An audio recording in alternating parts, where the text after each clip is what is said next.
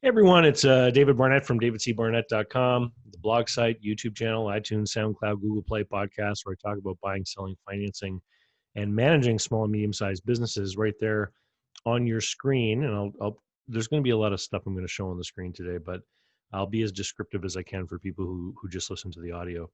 On my screen there, you can see my blog site, which you can find at davidcbarnett.com.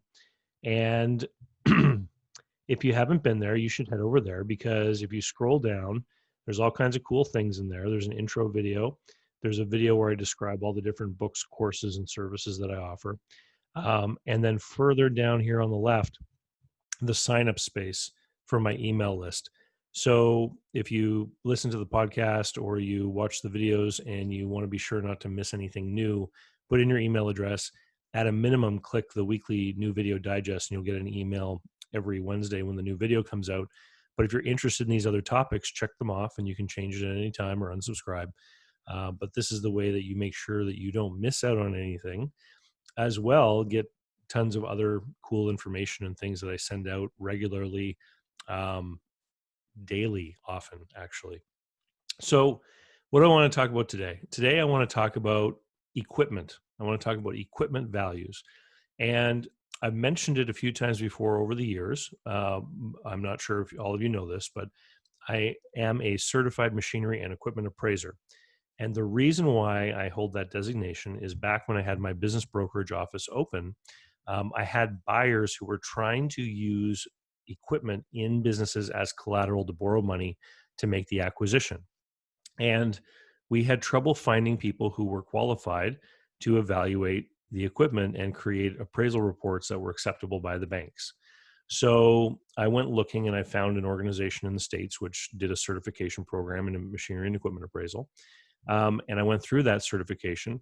But of course, I wasn't able to appraise the equipment of a business that I was trying to sell because there was a conflict of interest. So what I had to do is I had to go and recruit one of my competitors, another business broker, and convince him to also become certified so that we could certify each other's clients, which kind of an interesting dynamic. Anyway, when I left the business brokerage world, I maintained that certification and I have another website, which is businessandassetvalues.com. And it's not one that I talk about on my channel a lot because this is really geared towards people right here in my region. So within a few hours drive of me.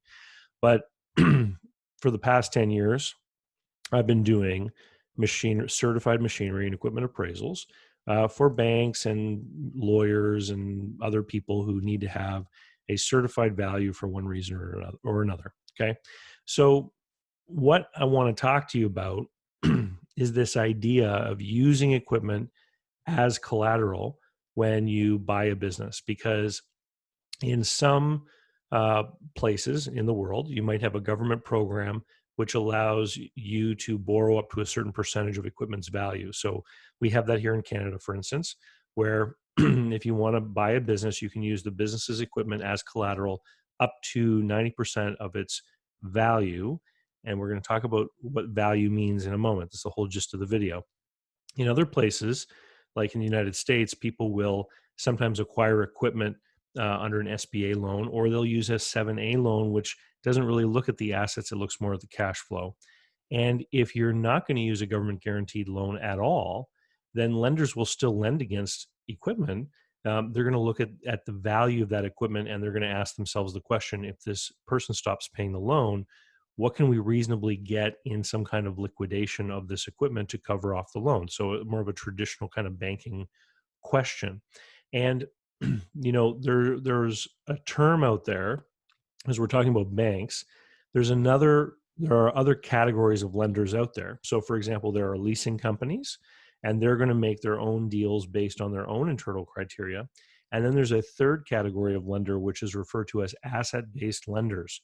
And there's a little bit of mystery or magic surrounding that term asset-based lenders, because there are a lot of people online talking about how you can acquire a business simply by using an asset-based lender to borrow money against the value of the assets. And that's one of the things I really want to get to the root of today, because I have done appraisals for asset-based lenders and I've spoken to asset-based lenders. And I know how they operate, and that's part of what's going to be revealed here today, to kind of shed some light on this idea that it's a simple way to get money that you need. So this is businessandassetvalues.com. But first of all, I'm going to start over here. I did a random Google search for sample balance sheet, and I came to this website, accountingcoach.com, and you'll see this is a balance sheet. So uh, any business is going to have a balance sheet. And on one side, we have all the assets, and on the other side, we have the liabilities and the equity, and the two sides have to equal. That's why it's called a balance sheet. And the first section of this balance sheet in the assets shows current assets, things like cash or accounts receivable, inventory, etc. Definition of a current asset is an asset that will likely be turned into cash within the following year. So these are things like, inventory, we're trying to sell it, supplies we're going to use up, things like that. And then you get into this other section, property, plant, and equipment. Sometimes it's called long-term assets. These are the assets that are durable and last over time. And you'll notice here there's one called equipment, and it says in this example $201,000. So a lot of times when people will look at a business that they're looking at buying, they'll see a balance sheet and they'll go, oh, there's $200,000 worth of equipment that we can finance here. So the quick response to that, no, there isn't. Okay. So where does that equipment value come from? It comes from an accounting methodology. So, over the course of the last couple of hundred years, accountants have tried to develop methodologies for representing the activity of a business very quickly on a few pieces of paper. And they've done a great job with that. One of the ways that they've achieved this is by taking a few shortcuts. So one of the shortcuts that accountants take is with respect to the value of things like machinery and equipment, because it's not really feasible to hire someone at the end of every year to go and do a full appraisal of every piece of equipment that a business owns. Okay. So this is where we get depreciation or amortization of assets. So different types of equipment, like a vehicle, would be different than a computer. They would fall into different classes. And each class has a different set of arbitrary rules as to how its value falls over time as it's used up. Okay. So vehicles could be falling at a 30% declining balance. Computers could be falling at a 50% straight line, depreciation. In the notes of the financial statement, you will find a section which will outline the policy being adopted in those financial statements for what the depreciation is. And so buildings would depreciate over a very long time because they're long lasting. Land often is not depreciated at all because it's considered to always go up in value. And I'm just talking about the raw land, not real estate, including the building. Things like paving, signage, etc., will have different depreciations. So the number you find on the balance sheet is a mathematical figure based on the accountant's depreciation. A lot of the times businesses will not have proper sets of financial statements, especially if they don't have bank loans. Banks are often the ones that require accountant prepared financial statements. And if you don't have a bank loan where the banker's asking for that, then a lot of businesses won't pay to have them prepared. So they'll have tax returns, for example. Excuse me. So tax returns will also have balance sheet information, but it may not jive with the balance sheet an accountant prepares. Why? Because the accountant is following certain rules with the idea that he's trying to represent to the shareholders of the corporation what the state of the business is. Whereas the government and the tax return, they have a different set of rules.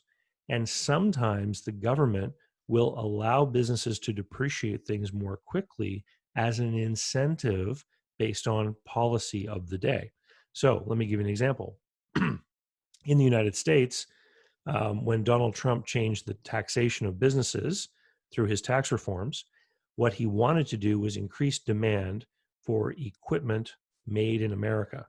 And one of the ways that they did that is they allowed businesses to depreciate more rapidly the acquisition of capital equipment, which meant that if I'm depreciating a new acquisition more quickly, it means my depreciation expense goes up, which means my profit goes down, which means my tax bill is reduced. So it's a tax incentive using the depreciation, okay, which would mean that if you looked at the balance sheet on the tax return of one of those companies, the equipment value would be very low, not because the equipment was worthless, but because the government allowed them to write it down more quickly in order to incentivize people to buy that kind of equipment. Okay. And so that was a policy decision based around increasing demand for equipment, which hopefully would stimulate the growth of jobs in the businesses that made that equipment. Okay. So if you go to a lender of any kind and you want to borrow against these assets, the lender's going to want to know what those assets are worth. If you're buying equipment for the first time from a dealer, then the lender is probably just going to use your invoice. Because if you're doing an arm's length transaction with a dealer of equipment and you want to buy a bulldozer from them, they're obviously not going to give you the bulldozer too cheap. They need to make money on it, right? So you're going to negotiate a price, and the price you pay for the bulldozer is going to be the price of the bulldozer, period. And so the bank will use that to lend you a certain percentage of it. Okay. Those are the easy ones. Here's the difficulty is when you're buying a business as a going concern and you need to use the equipment as collateral to borrow money, the buyer and seller both understand this dynamic. And it has not been unheard of for a buyer and seller to collude to inflate the value of the equipment in order for the buyer to get a bigger bank loan. Because if the buyer can't borrow against the goodwill of the business, then the seller understands that if they inflate the value of the equipment and reduce the value of the goodwill, the seller walks away with more money on closing. Okay. So banks caught on to that and other lenders as well. And that's why if they're lending against the equipment, they will often require some kind of evaluation of the equipment. What's it worth? Sorry, I got a tickle in my throat today, and I promise it's not the COVID. Okay. So that leads us to when you make a deal, you say you go to the lender, you say, I've got this equipment, here's a list of all the equipment. This is what we think it's worth. The lender will then say, okay, I'll lend you a certain percentage of that equipment value, but there needs to be an appraisal, subject to an appraisal. And that's when my phone rings. Okay. Here where I live. So you go over here to my appraisal website and businessandassetvalues.com. And along the top, there's a category called definitions. So if we go into the definitions, we'll see that there's all kinds of definitions. 1, 2, 3, 4, 5, 6, 7, 8, 9, 10, 11 different definitions. Okay. So what kind of value you're looking for is going to have a huge impact on the number that's arrived at the end of the process. So fair market value, well, we have several different versions of fair market value, fair market value removal, fair market value in continued use, and fair market value installed. Okay. So for the purpose of this demonstration, I want to use a pizzeria pizza oven installed in a pizzeria. Okay. So the highest value that it can be obtained is this one here. Fair market value in continued use. Let me read the definition for you. This is the estimated amount expressed in terms of money that may be reasonably expected for property in an exchange between a willing buyer and a willing seller, with property meaning a piece of equipment, okay, throughout all of these things. We're not talking about real estate here. Between a willing buyer and willing seller with equity to both, neither under any compulsion to buy or sell, and both fully aware of all relevant facts, including installation as of a specific date, and assuming that the business earnings support the value reported. This amount includes all normal direct and indirect costs, such as installation and other assemblage costs, to make the property fully functional. Okay, so what this is saying is that there is an assumption that the business makes money. So our pizzeria is a profitable going concern, all right? Which means that it makes sense for this piece of equipment to be operating in that location. And not only are we considering the pizza oven, but I will be able to figure out what the pizza oven is worth as a fair market value. And then I have to figure out what the value is of the fact that it was delivered into that pizzeria. So there's a cost to moving it there, right? Because if you're buying the pizzeria, you want to use the oven exactly in the spot it's located in, which means the fact that it's been delivered already actually holds value to the buyer, right? And then we have the value of having the man from the gas company come and hook it on, right, to install the gas line. And then we also have to consider, the fact that it's under a vent hood, which exhausts to the outside, right? So all of those things play into the value of the pizzeria, of the pizza oven in a pizzeria kitchen, which is operating every day to make pizzas. Okay. So this is the highest value you will achieve. And so when I'm doing these evaluations in Canada and people are using the Small Business Finance Act loan program, which is sponsored by Industry Canada, where the government guarantees the loan to the bank, the definition in the act corresponds with fair market value and continued use. So if you're buying that pizzeria and the bank agrees to finance the equipment, they're going to be looking for this value. It's the highest potential value, and they'll lend you up to 90% of that value, and the government of Canada will guarantee it. Okay. So this is great for people trying to buy a business because it maximizes the amount of money they can borrow on the equipment, not the goodwill or anything like that. Okay. So it's not like the 7A program in the States, but that's a high number. The only reason the bank is willing to do that is because of the guarantee from the government, right? Because the bank knows that if this business ever closed, they would never be able to get that value for that pizza oven. Because, first of all, the delivery cost and the installation of the gas line and the installation of the vent hood and apparatus, all of that would be lost the minute we take it out of there. In fact, when we remove the pizza oven from there, we're incurring costs which reduce its value. And that gets us on to the next set of definitions I want to talk about. So this is orderly liquidation value, okay? And let me read the definition of this one.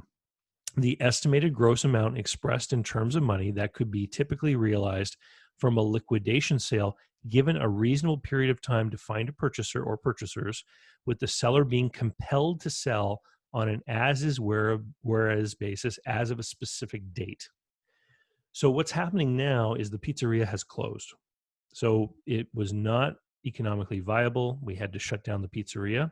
And given what's happening with COVID right now, this orderly liquidation value could very well be something you see around you all the time. So now we've closed the business and we're advertising on different websites like Craigslist or Kijiji, pizza oven for sale. Must be sold by end of month because landlord is coming to change the locks, right? So now we're advertising it as well as we can to try to sell it by a certain date. And the buyer is now going to have to pay a cost to have it removed. He's going to have to pay the gas guy to come and uninstall it, to unhook the gas line. The value of the venting is completely gone to him. He's going to have to pay some people to come and remove it, right? So now we're discounting against that fair market value in continued use, and we're arriving at a much lower cost. So when I get called by banks who are not using the government program, this is the value they want, not the fair market value in continued use. They want this value because they want to have an idea of what they might reasonably obtain if they have to have the equipment removed or sold off by a dealer or something. Okay. Here's the next one, forced liquidation value. So let me read you this definition. Forced liquidation value, the estimated gross amount expressed in terms of money that could be typically realized from a properly advertised and conducted public auction, with the seller being compelled to sell with a sense of immediacy on an as is whereas basis as of a specific date. So now we've reached the end of the month. No one has bought the pizza oven. We've got to sell everything today. If we can't move it, then the landlord's going to end up taking it from us. Okay. So what happens in this scenario? Again, we're talking about another order of magnitude lower in the price that will likely be obtained. So again, for banks that are not using the government guarantee programs, some will ask for orderly liquidation value. Some of them, including the BDC, which is a big federally owned bank here in Canada that does business loans, they typically ask me for both orderly liquidation value and forced liquidation value, because they're interested in knowing what both of those numbers are. For something big like a food processing or manufacturing plant, they want to know if we have to foreclose on this thing and we are able to start auctioning or selling stuff off in advance, or we have to wait till an auction, what will our options look like? So they're making a decision based on not the fair market value and not the book value, but what this stuff would legitimately sell for if the business had to be liquidated. Now, when I do appraisals for people that are in the asset-based lending world, number one, asset-based lenders know that people are coming to them because they don't have options in the banking world. Number two, asset-based lenders charge more, okay? They have higher interest rates. And number three, asset-based lenders have um, no real interest or requirements as to the balance sheet strength of the people they're lending to. That's their business. They know that you don't have a proper debt to equity ratio. If you did, you'd be at the bank, not with them. Okay. So they know that lending to you is going to be a risky proposition.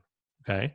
So what do they want to know? They want to know, because they know it's a risky deal, they perceive that they may end up having to liquidate this stuff.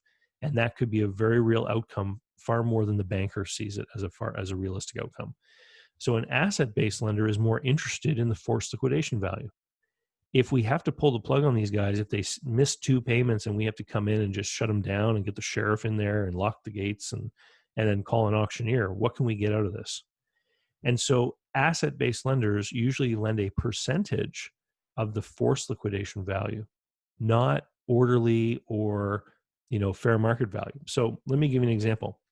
If a piece of equipment were to be worth $10,000 in a fair market value, it might be worth $6,000 in an orderly liquidation value. It might be worth 4 to 5,000, or maybe even less in a forced liquidation, depending on the type of equipment. And so now you're borrowing a percentage of that. So when you see some of these buy a business with no money gurus on the internet who say you can easily buy a business by leveraging its assets, using asset-based lenders to get the money you need to buy the business, understand that the asset-based lenders are probably going to be the ones who will advance the least amount of money out of every kind of source of debt you can find. These are the people that are going to advance the least amount of money on the collateral and equipment that is available there. And um, that value is going to be verified by someone like me, and someone who's a certified appraiser is going to have to go and look at the equipment and create a report for them to make a decision on how much they're willing to lend. And so it's not a magic bullet. It's not like miraculously, I'm just going to put up all the assets of the business to borrow all this money and get 100% leveraging on a business. So I've been wanting to make a video like this for quite some time. I'm going to add it to my Buy a Business with No Money tab on davidcbarnett.com. And, let me show that to you. So if you have been poking around online and this idea of buying a business with no money is something that is attractive to you and you're thinking about enrolling in some of these programs, come over to davidcbarnett.com, click this tab, Buy a Business with No Money.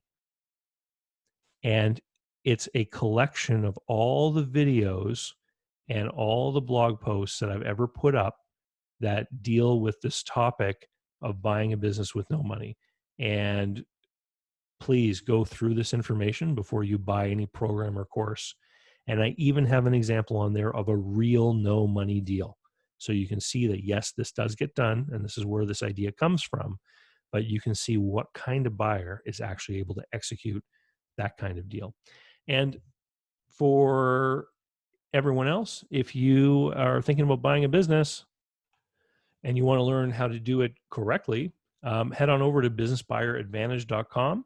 I explain my whole 4-step how to buy a business, and you can enroll. There's all kinds of access to YouTube videos and free education and low-cost education books that cost just a couple bucks. But most importantly, you can enroll in my Business Buyer Advantage online program. It's the cheapest way to spend 11 and a half hours learning how to buy a business from me. And it's got some newly updated material. November 2019, I put in how to buy a business in a recession, and how we modify the deal to make sure that we're protected from the risk of declining sales. And then, of course, in March 2020, I put in a new section on buying a business during the COVID reality, how COVID is going to be changing deal making. And then later, I also added a section on buying distressed businesses. So this is all at businessbuyeradvantage.com online course. And at the end of the online course, you'll learn even more about my group coaching program. which is where I help people even further if they want more of my help on a regular basis to help find and acquire a successful, profitable business that will help them achieve their financial goals. And with that, we'll say see you later. And if you haven't already, again, sign up for that email list. We'll talk to you soon.